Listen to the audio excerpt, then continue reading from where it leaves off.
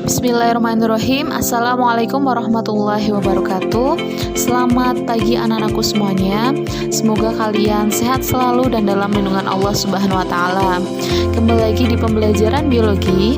Kita masih melanjutkan tentang sistem koordinasi, yaitu sistem endokrin atau hormon.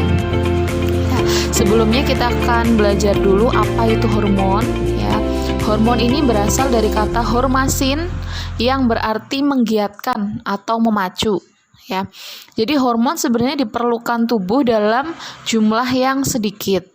Akan tetapi pengaruhnya itu sangat luar biasa, ya. Jadi kalau kekurangan hormon di dalam tubuh kita itu bisa diatasi dengan memasukkan hormon yang sejenis. Namun jika kelebihan nanti akan menyebabkan berbagai macam gangguan kerja organ, ya. Nah, hormon sendiri itu adalah suatu senyawa kimia, ya, senyawa kimia yang dihasilkan oleh kelenjar, ya. Kelenjarnya namanya adalah endokrin. Ya, kenapa disebut sebagai kelenjar endokrin? Ya, karena kelenjarnya itu dia tidak mempunyai saluran khusus atau saluran keluar, ya, atau nama lainnya adalah kelenjar buntu, ya. Jadi nantinya hormon yang dikeluarkan oleh kelenjar tersebut akan dimasukkan ke dalam sistem peredaran darah kita, ya. Nah, hormon sendiri fungsinya banyak sekali, ya. Ini hanya saya contohkan beberapa saja. Contohnya adalah mengatur homeostasis atau keseimbangan fungsional tubuh, ya. Kemudian memacu pertumbuhan reproduksi, terus metabolisme tubuh dan tingkah laku, ya. Nah, pada manusia hormon ini biasanya diangkut menuju organ-organ target melalui aliran darah, ya. Namun ada beberapa jenis hormon yang dia hanya bekerja di organ tubuh yang menghasilkan, ya. Contohnya adalah hormon gastrin yang diproduksi di lambung, ya. Jadi untuk hormon gastrin itu tidak diedarkan ke sistem peredaran darah, ya, hanya di lambung saja. Nah, ada banyak sekali, ya, ada berbagai macam kelenjar endokrin yang akan kita pelajari. Ada kelenjar hipofisis, tiroid, paratiroid, timus, pankreas, adrenal, dan gonad.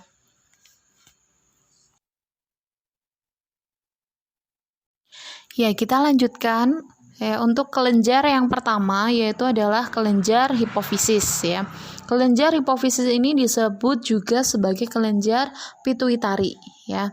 Jadi merupakan kelenjar endokrin yang terbesar, ya, dan berhubungan dengan hipotalamus. Nah, kelenjar ini melekat pada bagian otak, ya, dan terletak di bagian otak belakang, ya, di bagian tengah tulang baji, ya. Nah, untuk hipofisis sendiri ini memegang peranan penting dalam koordinasi kimia tubuh, ya, sehingga sering disebut sebagai master of glands. Artinya apa? Jadi hipofisis ini adalah kelenjar yang mengontrol, ya, atau mengkoordinasikan sekresi dari beberapa, ya, atau banyak kelenjar endokrin yang lain, ya. Jadi dia memegang peranan penting. Nah, untuk hipofisis sendiri nanti ada 3 lobus. Yang pertama adalah lobus bagian depan atau anterior, ada lobus tengah atau intermediate, dan lobus posterior atau yang belakang, ya. Masing-masing lobus ini nantinya akan menghasilkan hormon yang berbeda-beda, ya. Kita lanjutkan. Untuk hipofisis bagian anterior atau bagian depan, ya, ada banyak sekali hormon yang dihasilkan, ya.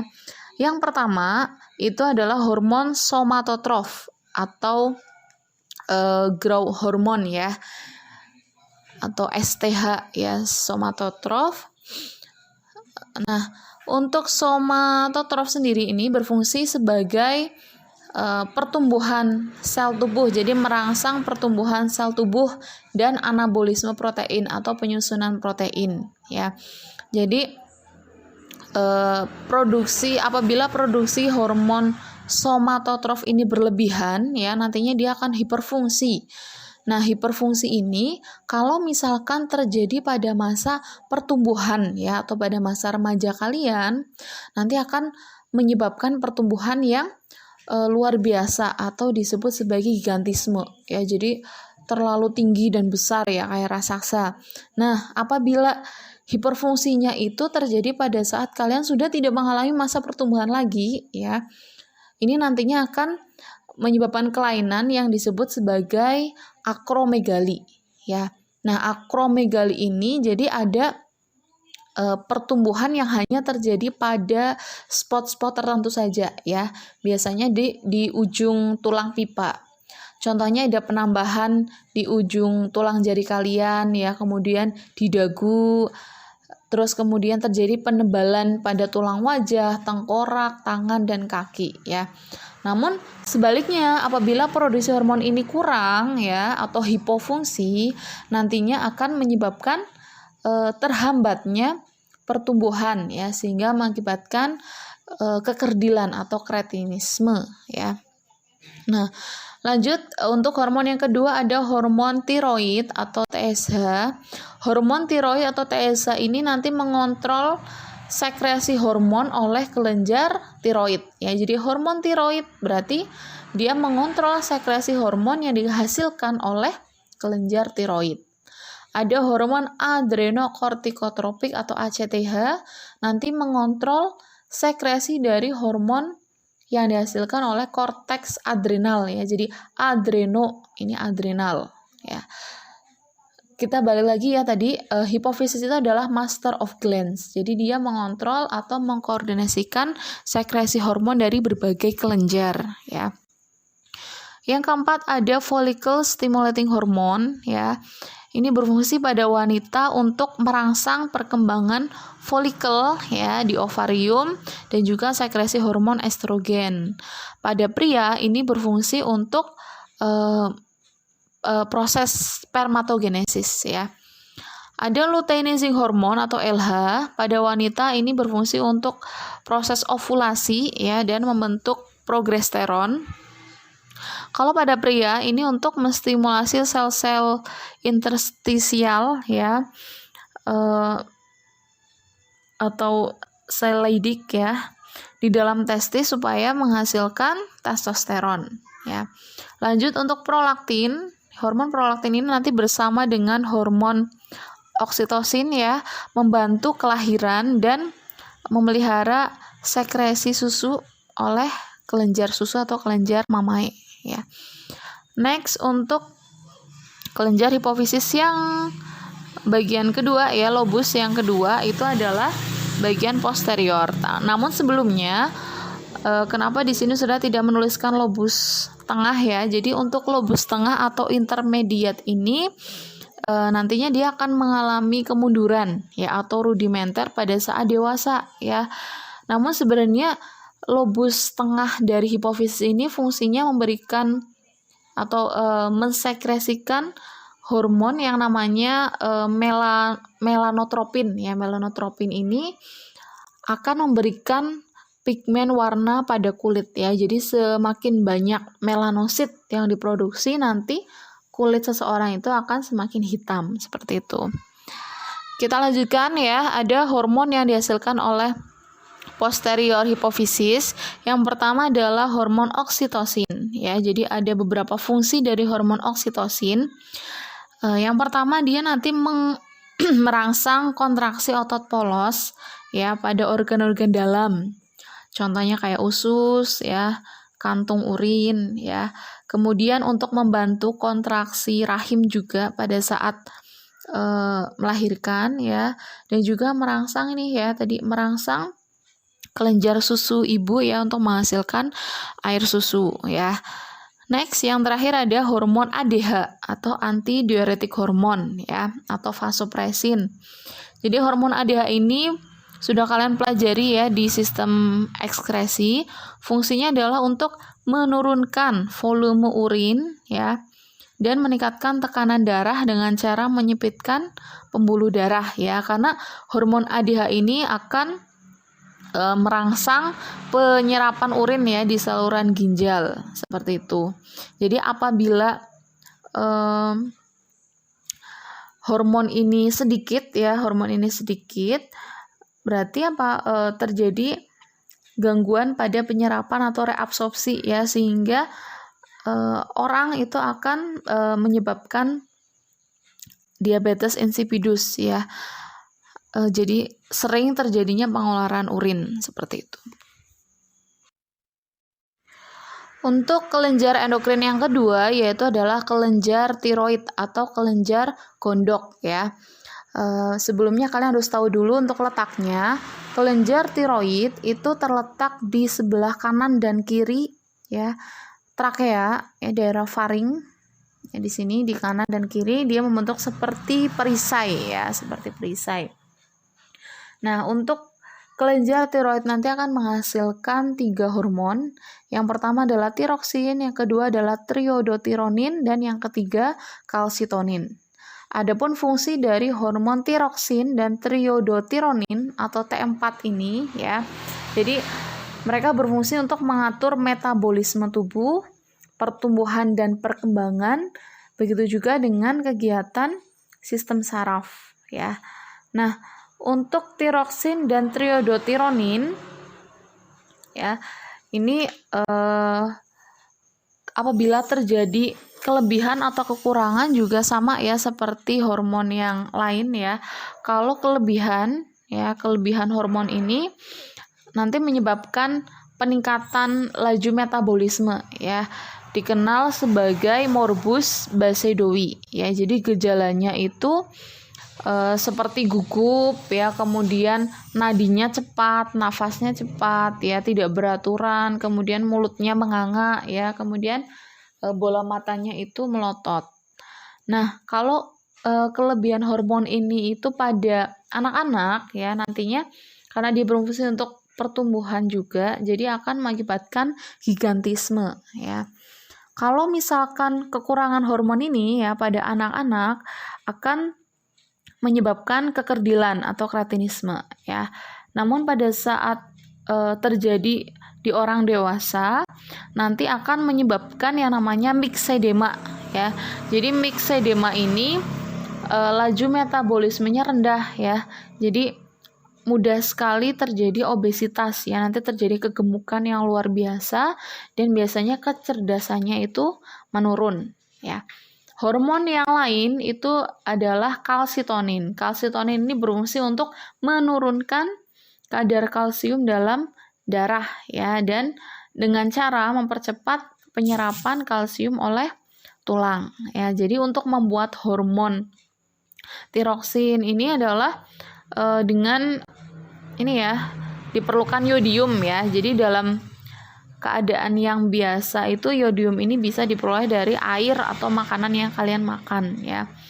Kalau kekurangan yodium ya biasanya itu terjadi pembengkakan di daerah kelenjar tiroid yang dikenal sebagai penyakit gondok ya. Kita lanjut untuk kelenjar yang ketiga yaitu adalah kelenjar paratiroid ya. Paratiroid ya, kelenjar paratiroid kita lihat gambarnya ya. Itu terletak di belakang kelenjar tiroid ya. Nah, terdapat 2 pasang nih ya, terdapat 2 pasang yang terletak di belakangnya kelenjar tiroid ya.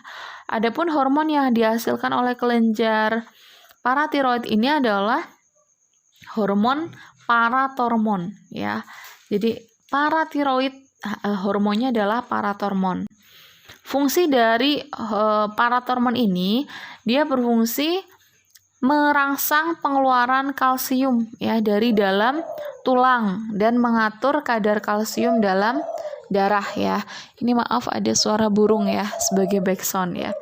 Nah, untuk kelebihan hormon paratiroid ini ya, jadi menyebabkan kalau kelebihan hormon paratiroid otomatis menyebabkan kadar kalsium dalam darah itu meningkat ya, sehingga berakibat terjadi endapan kalsium pada ginjal ya, yang biasa disebut sebagai batu ginjal ya. Nah, kalau kekurangan hormon ini ya menyebabkan penyakit tetani ya, atau kejang otot ya. Jadi sering timbulnya kontraksi otot sampai kejang-kejang ya, meskipun oleh rangsangan yang sangat lemah ya. Kita lanjutkan untuk kelenjar endokrin yang keempat, yaitu adalah kelenjar timus ya. Kelenjar timus kita lihat dulu. Kelenjar timus itu terletak di rongga dada ya. Kelenjar timus ini melekat di belakangnya tulang dada ya. Jadi ini sudah zoom gambarnya seperti ini ya. Pada saat masih bayi ya, jadi pada saat bayi baru lahir, kelenjar timus ini dia berukuran besar. Akan tetapi seiring dengan pertumbuhannya, kelenjar ini itu semakin kecil ya, bahkan pada orang dewasa kelenjar ini tuh sudah menghilang ya, kelenjar timus ini sudah menghilang. Nah, oleh karena itu kelenjar timus ini juga diduga membantu dalam proses pertumbuhan ya. Nah, kelenjar timus ini ya, dia berfungsi menghasilkan hormon timosin ya. Jadi dia berhubungan juga dengan sistem kekebalan tubuh ya. Nah, apabila kelebihan kelenjar hormon ya, hormon timosin pada masa pertumbuhan akan menyebabkan gigantisme ya, karena dia tadi diduga untuk mempengaruhi proses pertumbuhan. Sebaliknya kalau kekurangan hormon timus ini akan menyebabkan kekerdilan ya. Tapi apabila misalkan setelah dewasa kok hormon timosin ini ya, atau kelenjar timusnya kok masih ada ya, masih terdapat di dalam tubuh ya. Jadi dalam tubuh nanti dia akan menyebabkan kelainan ya. Kelainannya adalah akromegali ya. Akromegali itu berarti ada penambahan atau pertumbuhan di beberapa bagian saja seperti itu. Untuk kelenjar endokrin yang kelima yaitu adalah kelenjar anak ginjal atau glandula adrenal. Untuk kelenjar anak ginjal ini terletak di ujung ya, di setiap ujungnya ginjal ya. Maka dari itu disebut sebagai kelenjar suprarenal karena terletak di atasnya ginjal. Nah, untuk adrenal ini dibagi menjadi dua bagian, yaitu bagian korteks ini ya, bagian luarnya, dan juga bagian dalam. Itu adalah medula. Masing-masing bagian ini menghasilkan hormon yang berbeda. Ya. Yang pertama, bagian korteks adrenal ya, bagian korteks ini menghasilkan hormon mineralokortikoid ya. Mineralokortikoid ini berfungsi mengatur metabolisme ion-ion anorganik ya. Contohnya untuk menyerap natrium dari darah ya, terus mengatur penyerapan air juga di dalam ginjal. Kemudian ada glukokortikoid, ini berfungsi mengontrol metabolisme glukosa ya. Jadi bisa menaikkan kadar gula dalam darah juga ya, terus kemudian mengubah protein menjadi glikogen ya, yang disimpan nantinya di dalam hati, ataupun mengubah glikogen tersebut menjadi glukosa ya. Nah, di bagian medula ini ada dua hormon yang saling bekerja sama, yaitu ada hormon adrenalin atau epinefrin dan noradrenalin ya. Jadi kedua hormon ini bekerja sama ya dalam berbagai banyak hal ya.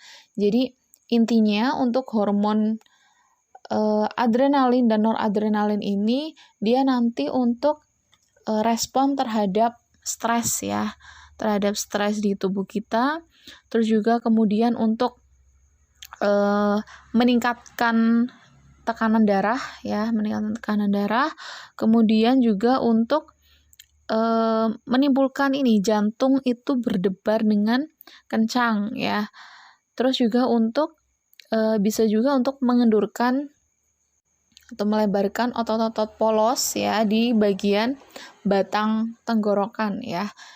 Nah, biasanya kalau orang yang terkena asma ya, itu biasanya juga bisa diberikan hormon adrenalin ini ya, sehingga lebih melegakan pernafasan ya. Namun karena kebanyakan penderita dari asma ini sangat peka terhadap adrenalin ya, biasanya walaupun sudah diberikan, sudah bisa bernafas lega, tapi jantungnya itu menjadi berdebar-debar. Kita lanjutkan untuk kelenjar endokrin yang ke-6, yaitu adalah kelenjar Langerhans atau kelenjar pankreas. Ini ya, salah ketik, kelenjar pankreas ya. Nah, untuk kelenjar Langerhans ini menghasilkan hormon insulin dan hormon glukagon ya. Jadi kelenjar Langerhans ini dia bekerjanya berlawanan dengan hormon adrenalin ya. Jadi adanya hormon insulin itu memungkinkan tubuh menggunakan gula secara efisien ya.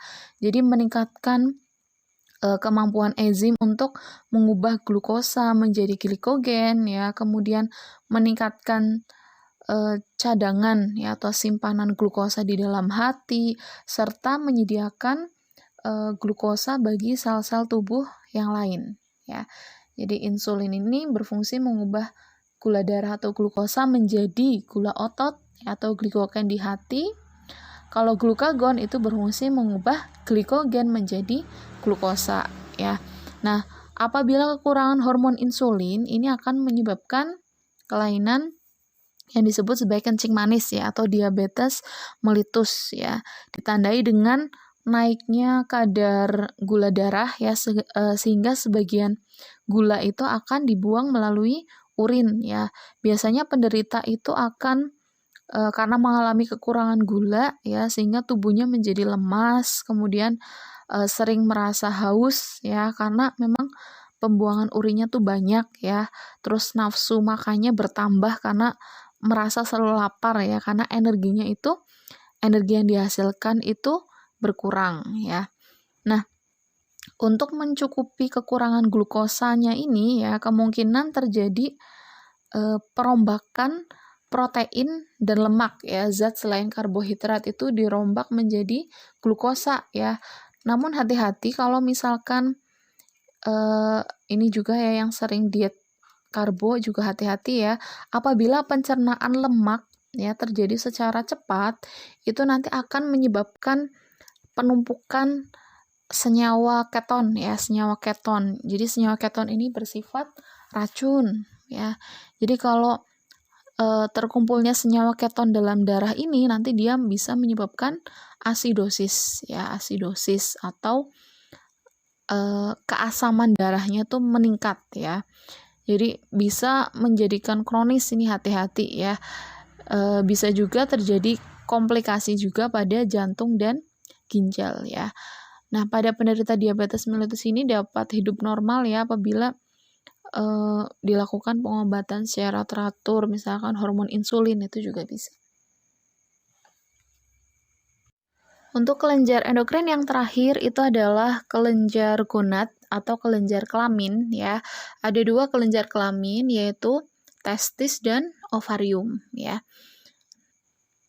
Nah, perhatikan ya, ini adalah gambar testis ya. Kemudian ini adalah ovarium ya. Nah, untuk testis sendiri ya, testis sendiri ini dia mengandung sel-sel Leydig ya, sel-sel Leydig fungsinya adalah menghasilkan hormon testosteron ya yang akan berpengaruh terhadap pertumbuhan sekunder laki-laki ya. Di samping itu juga berfungsi mempengaruhi proses spermatogenesis atau pembentukan sperma ya. Kemudian untuk kelenjar gonad yang kedua ada ovarium ya. Ovarium ini menghasilkan hormon estrogen dan progesteron ya. Jadi kalau estrogen itu dihasilkan oleh sel-sel folikel di sel-sel folikel di graf ya, sedangkan progesteron ini nanti akan dihasilkan oleh korpus luteum ya. Nanti untuk kelenjar kelamin ini itu akan dibahas lebih lanjut di sistem reproduksi ya. Nah, untuk hormon estrogen yaitu berfungsi mempengaruhi perkembangan karakter wanita ya, terus kemudian pematangan sel kelamin dan juga pertumbuhan alat kelamin sekunder ya. Kalau hormon progesteron ini bekerja mempertebal dinding uterus atau rahim ya supaya si sel telur itu yang telah dibuahi dapat tertanam dan tumbuh di rahim ya. Kemudian hormon progesteron juga berfungsi merangsang produksi air susu ya. Nah, untuk sistem hormon atau sistem endokrin sendiri ya, Ini juga sebenarnya dia berkaitan dengan sistem saraf yang sudah kita bahas ya di pertemuan sebelumnya ya. Jadi ada suatu hubungan yang unik sebenarnya antara sistem hormon dan sistem saraf ya. Nah, sistem hormon dan sistem saraf ini memiliki persamaan ya, di antaranya sama-sama untuk membantu mengatur dan memelihara homeostasis ya. Nah, namun ada perbedaan yang harus kalian tahu ya, perbedaan sistem saraf dan hormon. Yang pertama adalah sistem hormon ya, itu terdiri dari kelenjar-kelenjar endokrin ya. Kalau sistem saraf itu terdiri dari jaringan saraf. Ya, untuk pesannya yang disampaikan itu adalah kalau sistem hormon berupa hormon atau senyawa kimia, kalau sistem saraf itu berupa impuls ya. Nah, sistem hormon ya, hormon ini yang dihasilkan akan diedarkan dalam darah. Kalau sistem saraf itu impuls akan diedarkan di sepanjang sel saraf ya. Dan respon terhadap sistem hormon ini adalah lambat, sedangkan sistem saraf itu cepat ya. Sekian untuk pembahasan dari Usadah terkait sistem endokrin. Apabila ada yang kurang paham bisa ditanyakan di kolom komentar kelas ya. Sudah akhiri, wassalamualaikum warahmatullahi wabarakatuh.